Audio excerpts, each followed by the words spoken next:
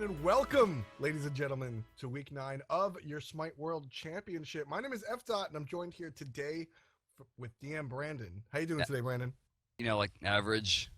Just average? Right. I assume Dignitas is going to be feeling the same way going into week 10, as if Cognitive Gaming wins this week with Dignitas' absence, they will take over the first seed. Yeah, this is a rough spot for Dignitas right now. Although they're pretty comfortable as it is, but what I'm more curious about are the rest of the teams. Everybody that's not Dignitas now has. We always look at 1 and 2 slots as sort of taken, right, Brandon? Right. With Dignitas gone, you just have so much more options, and the younger teams, the smaller teams, have to be foaming at the mouth a little bit. Well, what was interesting is last week I talked about how we're going to see Cog and 5 Angry Men face off as like our marquee match, right? That's going to be the 4 or 5 seeds facing off. The winner of that match is generally going to move on to the 4th seed guaranteed into week 10. But since Dignitas isn't here, we actually move Cognitive Red and 5 Angry Men up to 3rd and 4th seed, respectively, meaning if they are to fight, we won't see it until finals as they're on opposite sides of the bracket. That's very true. Right now, we're actually going to take a look at our 7 and 10 seeds, though. OnCooldown is going to be on your left-hand side, and Team Cybernetic will be on the right, and the bands are out.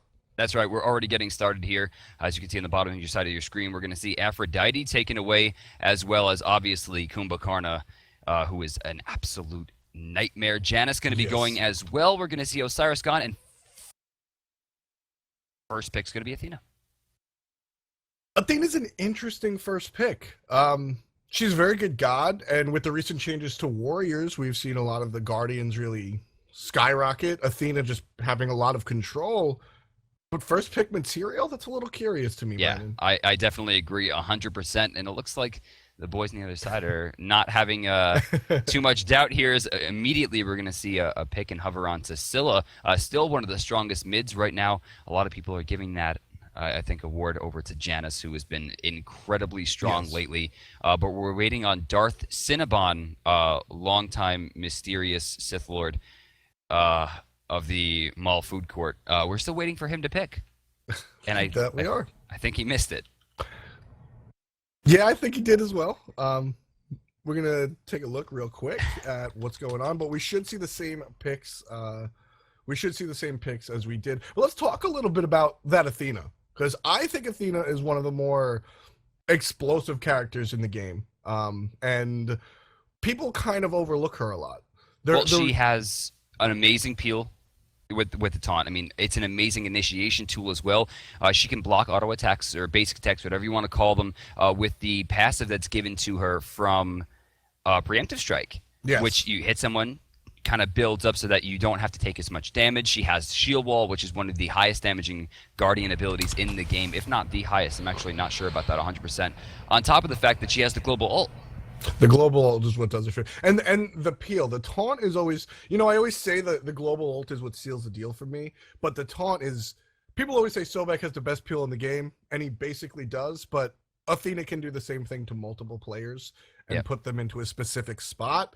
If you have anything like an Ao Kuang, it's basically Kumbhakarna light. Kumbhakarna will give you a long time when he knocks up with epic uppercut to set up a big, huge mage ability. Whereas Athena, it's the same idea, but you can get a group of players. If that's done well, it's incredible. And we've seen Shadowq pull that off, and not just Shadowq, but Ionic. I'm just really excited and hopeful that we won't see Kumbhakarna today, because that character is just outrageous, man. Yeah, they nerfed him.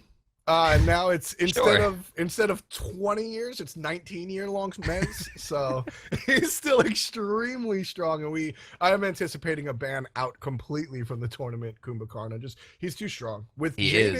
He has one of the, I think, strongest objectives controls with the Mez. He can knock people out of fights, and given the fact that a lot of Guardians don't have that inherent CC immunity or the inherent ability to make themselves removed from the fight with things like Aegis or Beads, if he uses Epic Uppercut to send you out of the fight as a Guardian during a Fire Giant or Gold Fury initiation, that thing is gone. By the time you get down, you won't even know that it had existed in the first place. Exactly, and when you get down, you're disoriented for a second because people have shifted positions, and You can't use Hog because it's already down, and you know it's really the Mez that gets me. He's just so incredibly safe. Yeah. Kumbhakarna can just completely. Oh, we need to disengage. We've made the wrong decision in engaging here. Don't worry, I can just Mez the entire team, and you guys can press W to get away. It's funny because we were playing 2v2, and we actually started banning out Kumbhakarna because you think he doesn't have that much damage. We can deal with him, but he's literally not killable at any point. He's just, finally I got him. Crap, I need to hit him 8 more times under a Phoenix. Like, yep. Kumbhakarna's that maintain their spacing correctly and die in the right spot. It's insane because not only do you live, but you can also bait and goad the other team into coming in. So it's fantastic. But we're not going to see Kumbhakarna in this game. Instead, we're going to see Athena. And we don't see the Guardian on the other side yet, but Isis is first pick for Team Cybernetic. That's right. We're going to have Isis locked in. On the other side, Thor going to be picked up for jungle pretty early on, as well as Artemis. Now, the Neath pick here is curious to me because generally if you see someone pick into the Artemis, they're going to opt to ban Apollo. If that was the case here, they probably should have waited on the Neath pick to maybe try to bait out the ban. They weren't going to lose anything there. Even if Neath got banned out, they still would have had the Apollo pick on the back line. But given the fact that they wanted to go into Neath, it's curious to me that they would pick it so early. I completely agree. That is, you know, this is seed 7 and 10, so we're not looking at the top teams, and these are the small intricacies that really make that separation, right, TM? The pick and ban stages, really a lot of strategy goes into it, and those are one of those small things that, you know, will really catapult you to the top. That said, maybe the Hunter for Team Cybernetic is a fantastic Neath, and they just wanted to secure that pick. Fair enough. That does happen. There are players that just play lights out on a character and can really bring it. So hopefully we get to see some really crazy Neath play from Team Cybernetic. But I know Kelly's happy. We got a Ymir. That's right. Ymir, it looks like to be, is here. F. Dot. Oh, yes. We're going to have a look. We're going to have a hover onto Habwa here. This is likely going to be the mid laner. They still have 1 pick remaining for what should be a solo. Habwa, of course, still is one of the strongest solos in the game as well. So this is a pretty good lineup they have here. Habwa and Agni picked up. So yes, actually, we are going to see Habwa likely going to solo. Agni going to be going to mid. And right side, it looks like we need 1 more pick here. And this is likely going to be the jungler unless they're going to surprise us with the Ymir roam. The bats. Oh. Yeah. It's probably going to be when Bats as that wasn't banned out. And there you go. That's what it is.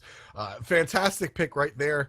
I kind of feel like OnCooldown might have forgot about Hun Bats. They banned out Geb, which I don't really think... Geb is still strong, but I don't think teams should be as afraid of Geb as some other characters. Picking Geb into Athena is huge because you can just go shield, taunt off, which is kind of annoying. Stops her combo.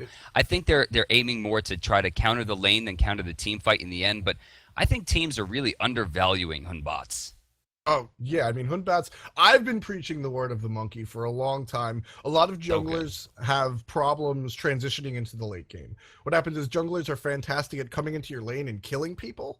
You know, assassins, that's what they do. And then mid-game, they can sort of do that with help in the lane. And then late game, you look at a character like Loki, and if he's not blowing up your Zeus, then he really just doesn't have a reason to be there. Hun Bats, Fear No Evil, always relevant from level 5 to 55 minutes. You always have to be aware of it. So exactly. I mean, if he gets into a good position and 2 or 3 people get hit by that, 1 or 2 people are forced to use their beads, and then you have something like Ymir to counter initiate afterwards, that's huge. That's really big. And then if you use all of your CC immunity trying to get away from the tank and the jungler, and then there's a Scylla, that's going to be goodbye. Yeah, it's definitely going to be a scary situation. On the other hand, you look at OnCooldown, you have an Athena set up to an Agni stun, and then Habwa just presses his buttons. That's just... F. Dot. Yes. Which one of Habwa's 3 ultimates do you like the most? My favorite ultimate from Habwa is water cannon, because one of my favorite things to do is the double barrel shotgun. Water cannon beats water cannon, and then the guy just sits there and looks at his keyboard like, I just took 1,600 damage. So it's the most BM thing you can do on a mage. I really feel like because you bounce them up, you get them with the water spout, and you just water cannon them twice. So that's a lot of fun. Maybe we'll see some creative play coming out from Habwa like that. definitely expecting some hyper aggression coming out from Yep. on cooldown. But in any event, we'll be checking that out in just a couple of minutes. For DM, my name is F. Dot, and we'll see you soon. Good afternoon, ladies and gentlemen, and welcome to your first game of the day. My name is F. Dot. I'm joined here by my co-caster, DM Brandon, and we're going to check out On Cooldown versus Team Cybernetic. That's right, and right off the bat, you're going to see a major grouping from the guys on cooldown, as opposed to Cybernetic, which seems a bit fragmented as they're roaming through the jungle here. Humbot is going to the right side. It looks like Scylla is favoring right as well, whereas everyone else is going left. If Ymir gets caught here, I think this is going to be first blood.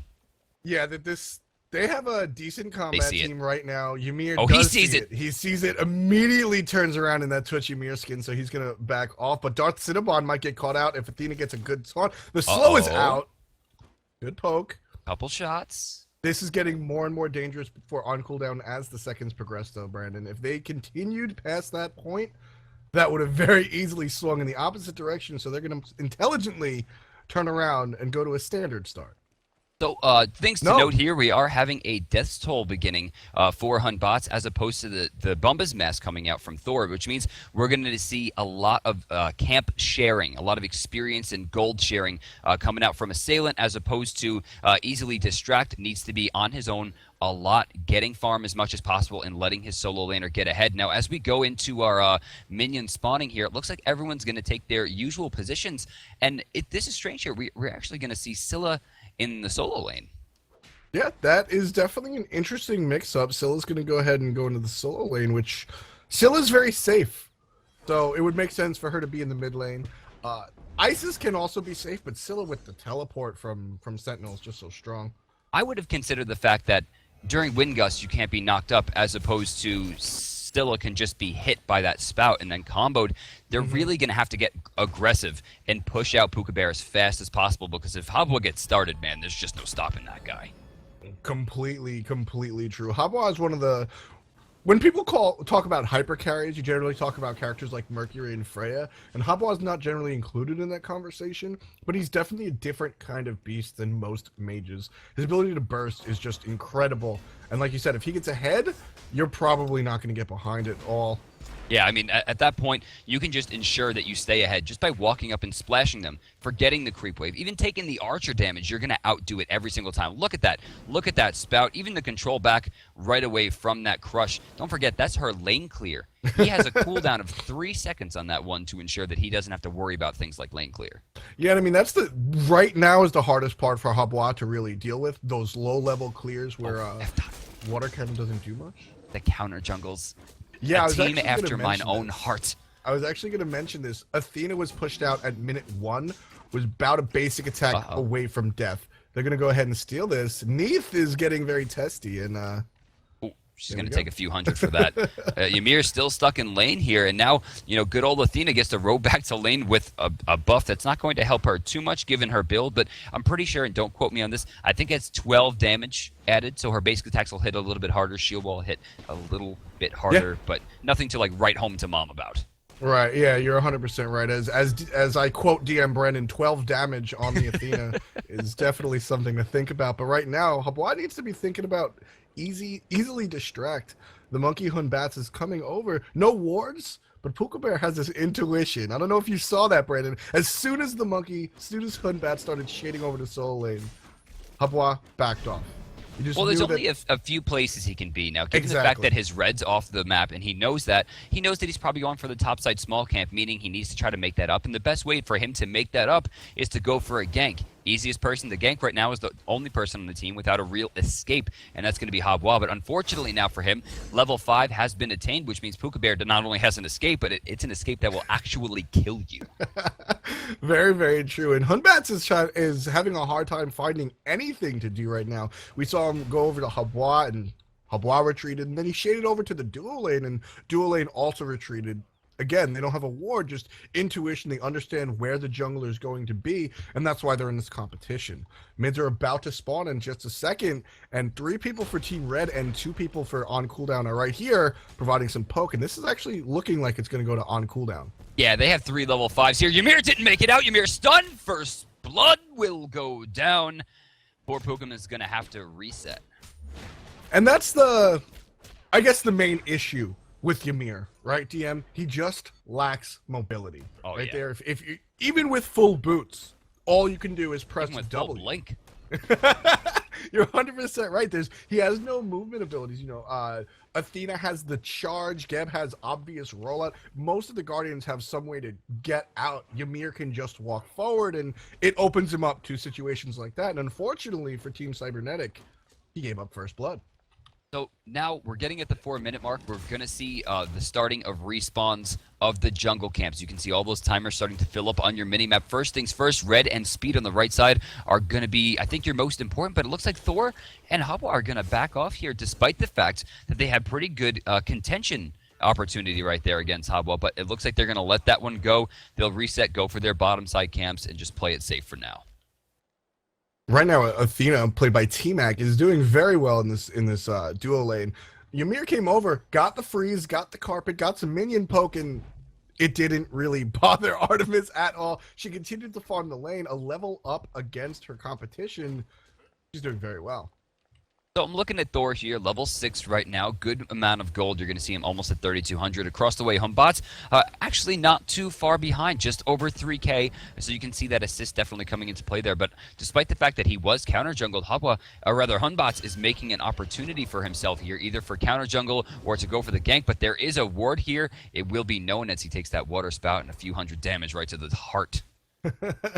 That's something. That's a patented move by the best. When you see the jungler coming through by the ward, you hit the water spout, and it's a very loud signal as, yes, I have a ward here, don't touch my buff. But right now, Assailant going to go into the air. I don't think Area 2 knows this is going on. He misses the stun. He gets the wall, but Scylla's out with that Sentinel, and that was a failed gank. Ultimate down for 0 poke, actually. Yeah, Pokebear actually did not manage to get that poke he was looking for. The knockup got wasted through the Sentinel teleport, which got her out of there safely. So that will waste an ultimate, gives him a little bit more control. Mid lane easily. Distract's going to take some damage and continue on. He doesn't realize that his Isis has completely backed off here. But unfortunately for Agni, he does not have a way to follow up. So Herwin will be okay for now. But he does maintain lane control even against 2 people. Yeah, Agni, #1 in farm on his team, and #1 in farm overall, actually, with just under 4,000 gold. He'll actually probably hit it right here in the next couple of seconds, but just boots is the only thing completed for him. Not going to be able to do it. They're not going to have the damage to kill Hunbats. Right now, Hunbats is still here trying to get the farm in the jungle. It's a smart decision. He's a little behind. He needs to stay for all the farm he can get, but very dangerous. And if Agni catches him out like he's trying to, that would have been a bad death, but he gets the back off in time, and Hurrywinder's is going to go ahead and get back into his lane. I love their positioning here. They give up left side mid camp to ensure they have the push. Nice shot! Gets the teleport. He's looking for the silence. Circle of protection down. Good shot coming out, but he misses the stun opportunity and doesn't get the second bomb off. Adam Street will be alive for now, but the mid camps are up for contention. Left side, we're seeing Athena rotate into Ymir, and once again, he might go down. Yeah, he's going to go down 100%. Same spot, same place, same channel, same time. 6 minutes, just under 7 minutes, we see the Ymir go down, and he's just getting stopped, getting surrounded on, and that's the downside to Ymir. And it seems that OnCooldown knows that matchup. They're putting Ymir in situations where he needs movement abilities, and knowing that he doesn't have any, he's up a creek without a paddle. So this middle tower is already half HP. Here's where things are going to get rough for Ymir because he's 2 kills down, right? But that means a lot of farm time missed. Yet Athena's going back to the base pretty soon here. She has enough for Midas boots. Ymir still at least 550 gold off, not to mention the fact that he still has to be able to ward the map. He still has to rotate. He can't go back at exactly 800 without missing even more experience in gold. He's not in a great spot right now, and he has to be a little less aggressive than he's being. He goes in to fight T-Mac, but T-Mac answers back in spades. Yeah, this Artemis play has been, I don't want to overshoot the barrel and say lights out, but T-Mac has been 1v2ing this entire lane, maintaining a lead, not taking poke, and pushing his enemies out of lane. Just really doing his job to the nth degree, and it's exciting. T-Mac is not dropping the ball, despite the fact that Ymir is staying in lane, while his support Athena is generally just traveling the map. So now support Athena actually has her Hand of the Gods 3, ready to go. Mid lane Circle of Protection is going to be used. A nice shot, but Circle of Protection will heal up. Hurwind's not going to be able to get too far here. You're going to see easily the Strat go for the kill. I don't think he has the damage. Could help, though, with the... Oh, nice shot, but Thor comes in from the back to clean up the mid lane. They're going to get 2 there for free. That was a beautiful play. They understood that Hurrywind and Athena had the situation in the front of the lane. Thor could back and secure the kill in the back of the lane, and you know he's feeling bad about that complete miss ult onto Scylla. So that free kill is definitely good for the morale of our Thor getting back camps.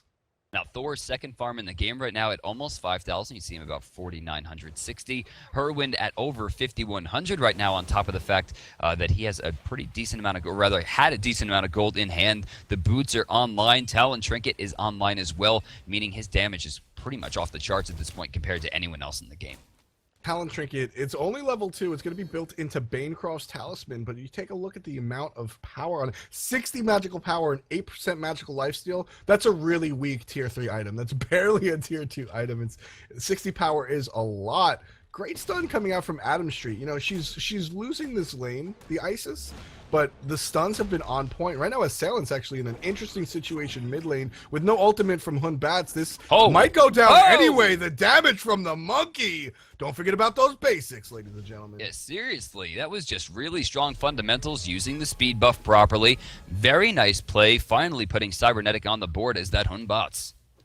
Yeah, just really lights out. I didn't expect it, honestly. Just as you said, played the speed buff perfectly. When you have the speed buff and your enemy does not, you can catch up to them and dish out basic attacks while staying relatively their same speed, and it's exactly what just happened there. He's going to go in here and dive with half HP onto the Artemis that's been doing so well. Hurrywind is going to get the kill onto Ymir in the back. T-Mac turns it around after the Athena ult, gets the kill onto the monkey. That's going to be a good play overall for OnCooldown. Gotta be Gold Fury. And they're going to look for a gold.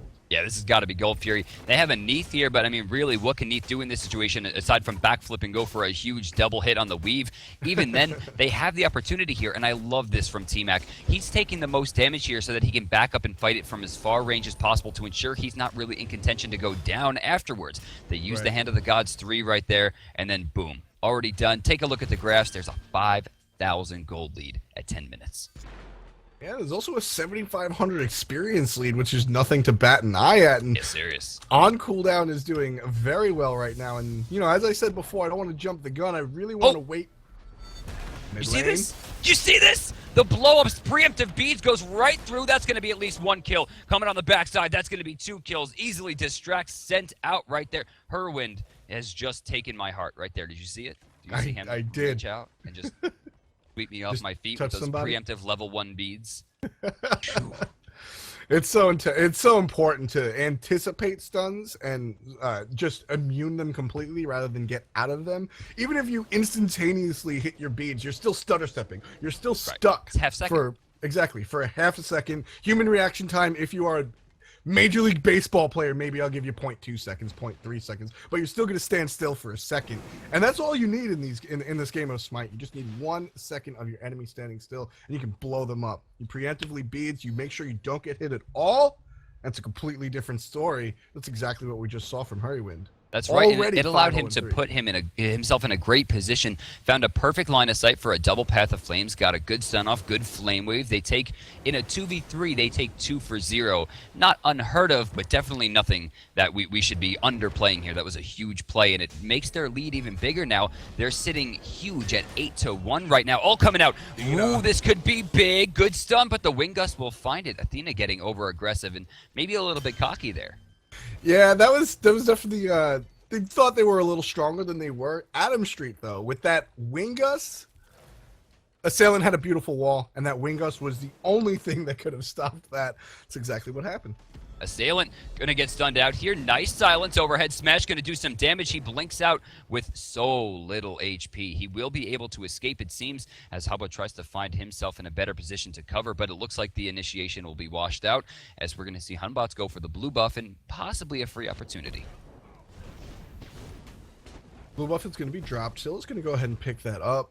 Interesting wall coming out from Ymir, but the way Agni Dash works, you don't get stopped by the wall. You slide past it, so he was safe no matter what. Good play. Hurrywind already level 15. We're 13.5 minutes into this game, folks. Hurrywind on the Agni in the middle lane is 5-0-3. As I said, level 15. While his enemy middle lane is only level 12. Hurrywind is running this lane, DM. You know, it's always so funny when we see characters like Agni or characters like Osiris or characters like Nemesis, and we see how well they do, and you think to yourself, they used to be better. You're 100% It makes me feel like I was just bad at the game when I was playing it when I see stuff like this. But T-Mac finds a solo kill on under the tower there as they turn their sights to area squared. Going to be blown up. Ymir getting forced out of very little health as we're seeing a big double ultimate come out. They're trying to find VTV does go down again to that wind gust. Agni's really low, and Hunbats wants to turn around on him and get it done. He does! Assailant's also going to be low. This is going to be a battle of it. There it is. Assailant gets the kill. Here's Isis. Hubwa gets her low, but now he's silenced. Got nothing. The crushing wave is going to miss. Now it's a fight. Just one hit from Hubwa. I respect the beads. He thought, hey, if I can live through this knockup, I'll be able to get away from the splash. I respect the usage. It was a level 3 beads, which means it's only a 90-second cooldown. Yep. I love it. But overall, Cybernetic, I think, kind of won that fight. They may have lost a little more, but given the fact that there was higher levels, there was a huge kill streak going on, that was more gold awarded for the team overall. Taking a look at the board, there's still a 7,000 difference thanks to the pressure coming out from the Artemis, especially with this tower about to go down. But I think I like the play from Cyber there. I do like it. The even trade when you're behind is definitely good. As you mentioned, the overall gold because the kill streak is insane. I want to highlight the play that OnCooldown made. They Athena ulted and Thor ulted in the jungle before Scylla even knew what happened. Yeah. They converged. All of a sudden, there's Athena stomping on it. They timed it perfectly, Brandon. And that's the type of stuff that really makes you a good team. So we'll see if OnCooldown can continue to do that and go deeper into the bracket should they win, or if Team Cybernetic will actually take them out. But OnCooldown, with the exception of VTV at the moment, getting caught out. Beautiful defense from Thor. He's going to make this turn around.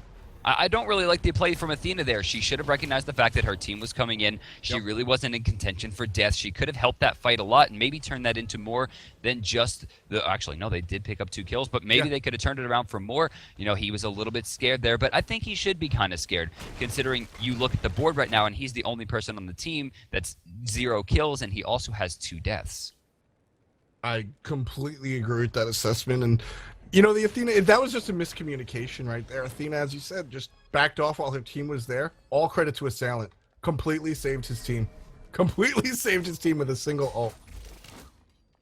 All right, so now we're about 16 minutes deep. Gold Fury back up, ready for contention. You're going to see Athena rotate back over there. It looks like they're trying to get some ward coverage. They do have a sentry down, and the rotation here is big. I don't know if they're going to want to go for this just yet. Ymir is in the neighborhood, but Hurwin, they're actually focusing all their attention on an Agni. They are not going to kill, as opposed to going in and possibly trying to take this down. They're using their Hand of the Gods. Circle of Protection's down. They're going for the steal, and they do manage to find it. Hookman finally showing up. Cybernetic got the steal. That's going to be great for them. Ulted out of the Fear No Evil is Thor. T-Mac might go down, but a good stun from Thor is going to stop that. Thought Cinnabon gets him from a distance, but now Assailant is in trouble. Silenced out of the blink is him. Neith gets another kill, and Hurrywind, thanks to the protections granted to him from Athena ult, is going to get away. Overall, I think that was a really big win for Cybernetic. You look at the board, the 7,500 goal lead that they just had got shrunk down to about 5,200. I love the positioning there coming out from Agni, trying to stop the rotation. But once the rotation came in, Thor rotated too early. He didn't need to go and fight the Ymir. Should have just threw the wall, continued his damage. They got baited, they got killed, and Athena's going to go down as well in the mid lane. OnCooldown was doing spectacularly in the first part of this game, Brandon, as we see this middle tower go down for them. Team Cybernetic just sieging this with just a couple of minions. OnCooldown was in the lead by a long shot, but right now just misplay after misplay after misplay, and they're really putting themselves in a precarious situation. I don't like the lack of courage right there. I need to send this Neith to go see Oz, like right away. The Wizard of Oz needs to be shown, because 2 more shots on that tower would have taken it down, and he still would have got out of it. Yeah, that was an easy tower for Team Cybernetic. That said, it's a single basic attack away. Anybody can really go in and hit it once or twice with no real threat to anything. So it's sort of money in the bank. You know, you can expect that 500 gold. It is a tier 1, not a tier 2. So you can expect that 500 gold basically whenever Team Cybernetic wants to go for it. So it's as good as dead. It's just not literally dead. So they're 5,100 gold behind, but the real story is the 12,000 experience. And check out the board. The reflection is huge. Buka Bear level 17, Team Mac level 17. And now they're trying to fight. They're diving towers, and they're using those levels effectively. Circle of Protection coming down actually swings pretty hard right there as Assailant takes about 40% of his health. But here comes Easily. Preemptive beads once again. Herwin just trying to find a way out of here. He's going to be stunned out once again, and that will be a kill. Yeah, that was his job right there, to get away from everything. Puka Bear gonna send Scylla away while Assailant on the other side gets Isis out of the situation. Easily distracted, Dawn Cinnabon the only ones here. VTV getting very low, but not backing off, wanting to make sure this is done. T-Mac gets credit for the kill, now sitting #1 farm in his game. 4-1 and 5 for his team. While we watch this second tower, this middle tower is gonna go down with an Artemis on it. That was such a big wall coming out from Thor right there. She completely shut Neath down, ensured that she couldn't get away, and with the backflip gone, she was just a sitting duck in between 4 people. And what's great from OnCooldown is the one person who was close to death, the one person who she was trying to bait into the kill, didn't think to herself, I should try to help my team. He knew that the 3 people on his team could handle that with ease. He walks right away from the fight, saves himself from dying. Darth Cinnabon gets picked up, and now as we get closer to the 20-minute mark, there is once again close to an 8K gold lead, 16,000 experience, which is completely on their favor. There is no level 20s. That is raw experience lead. That is huge. Yeah, that experience lead is gigantic, as you just said. And, you know, the kills don't always matter much, but they do tell a story of the game. And 20 kills to 9 on OnCooldown is generally how this game has been going. OnCooldown has been in the driver's seat the majority of it. Team Cybernetic taking out bits where they can and winning a fight or two in the mid game. But now as we progress on and on, OnCooldown has seeming to fix their slide. They're a little bit more centered and matured at the moment. And they're actually going to look for this Ymir. Uh-oh, they're pushing up pretty hard. Nice Scylla crush there. Going to keep them back as well as a silence to ensure that there was no follow-up. But still, I think the damage was done there. They're turning their sights to easily distract. We're going to see Puka Bear go right for it. He's going to use the crushing wave. That will be on cooldown for the next part here, but they've already taken probably the most scary person out of the fight. Yeah, Hood Bats is the one. We discussed it earlier in the picking stage, how Fear No Evil is always relevant, especially on objectives. And Thor's going to ult in the air from way back in the back. He's going to land. It's going to miss on the Neath, but a good stun coming out from Thor is going to make it all worth the while. 2 members down in the middle lane. T-Mac getting credit for 1, while the other 2 retreat. This is a fire giant. Well, it's going to be up to Ymir. Nope. Ymir went back to the base. We're going to see Thor tank this one up, and look at the damage come through. Already 40% down. You're going to see a rotation, and Scylla's looking for something, but she's just going to get stunned out. She tries to Sentinel in here. I'm a Monster's going to be used, but too little, too late. Double tap from the Mjolnir's Tomb and 2 shots, and the Fire Giant will be cleared. Great play from OnCooldown, and now before they were in the lead, now they have secured the lead. 21 minutes in, ladies and gentlemen. We're looking at a 96,000 gold, 9,600 gold differential, an experience lead. Again, no level 20, so it's pure experience. 20,000. This time I did not misspeak. 20,000 experience difference between the 2 teams. OnCooldown is driving this bus, and they're heading for victory lane. So it's actually almost even 21K, and Puka Bear, I mean just hit 20, which means that is still a raw lead. Beautiful. And now we need to see this Hobwa getting himself into the deep end of the fights, even getting a few water cannons off. Ymir's going to blink out. The Noxious Fumes will be down. That's a free Gold Fury. That's just another objective that Team Cybernetic is going to drop. This is going to propel OnCooldown even more so into the lead. Just got the Gold Fury. We take a look at the graph. That's going to be 11,000 gold difference right now. And OnCooldown with this Fire Giant should be able to just push up this left lane. And don't be surprised, folks, if they head towards the Phoenix. Well, there's 4 level 15s as opposed to 3 level 20s and an 18 on OnCooldown. Cybernetic definitely has their work cut out for them. They're basically not even fighting other players anymore. These are absolute gods, and it's going to take perfect CC chaining, perfect CC immunity, and reduction to be able to stop this push. Because if they choose to, they can take whatever objective they want, just so long as they don't stack up and put themselves in a bad spot. It looks like they're going for the towers. They're going to clear the towers, which is a good idea. I do think they're being a little safer than they need to be. As we discussed before, they're 22,000 experience up. They have Fire Giant, and the front line for Team Cybernetic is level 11. are they going? I mean, I see they're going for the speed buff, but why aren't they pushing? They have creep waves moving up in 2 lanes. They're letting a wave and a half go right down here to ISIS for free. They're trying to push forward. You see the sentry coming out. Wall's going to miss as we see Sentinel go off to ensure that she can escape here. But now they're fragmented again. They should group up with the minions, try to push into a Phoenix, and they have maybe about a minute and a half, 2 minutes of this Fire Giant remaining, but they got to make use of it. Yeah, as we said, the front line of Team Cybernetic is Ymir's level 11 and doesn't have Sovereignty finished.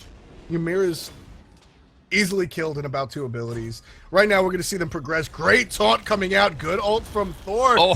The wall onto the Habwa ult is big, but Habwa can continue to put out damage. We're going to see 2 members of Team Cybernetic fall. Area Squared is going to get one, but Puka Bear is going to punish him right away, all while the Phoenix is being killed. I love this. I love this from Athena. She backs. Here comes the ult to make sure she comes right back into it, using the ult as a teleportation tool. Now they pick up 3 for 1. Only Thor goes down, and that's a big win for them considering Athena can tank this, and they have Artemis for that tower shred.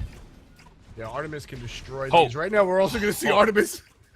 Artemis was on the Phoenix, saw the stun, switched targets to get the kill, and then went right back to the Phoenix. Now we're going to see Artemis target this Titan along with the rest of her team. Titan's already at half DM. This game's looking like it's going to go to on cooldown. Nice, huge double stun coming out from the back line. It's almost dead. They're trying to keep it alive. They will find Herwind here, but there's just not enough damage. The round of 16 will conclude here with on cooldown decimating Cybernetic. Yeah, huge game. 24 minutes, just under 25 minutes, folks. 28 kills to Team Cybernetic's 11.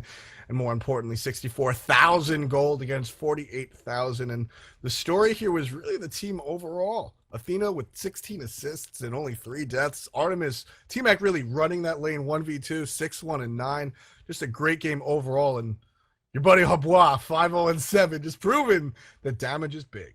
Well, we saw 13K come out from Habwa, but we saw 21.5 come out from Herwind's Agni. And strangely, Isis, 18,500 damage, actually definitely kept her team in the game there, but Ymir seems to have been the weak pick here. 3,500 damage, no map control, no space control. While he did steal a Gold Fury, that was less about the character and more of just him walking up and using Hand of the Gods. If this was a Sobek or a Chalk or something with a little bit more pressure, I think we would have had a closer game here, but the Ymir just did not work out. I agree with that. And, I have to go along with exactly what you said and highlight the Isis play. Despite the fact that her team lost, she dished out the damage and, sort of those intangibles. I love to attack the stuff that's not on the scoreboard. Circle of Protection saved her and her teammates more than a couple of times. Yeah. Unfortunately, everyone else died, so it is what it is. We're going to take a look at the next matchup. It's going to be Torch, and we'll see how they do against their opponent in just a couple of minutes. For Brandon, myself, my name is F. We'll see you in just a couple of minutes. Stay tuned for more Smite.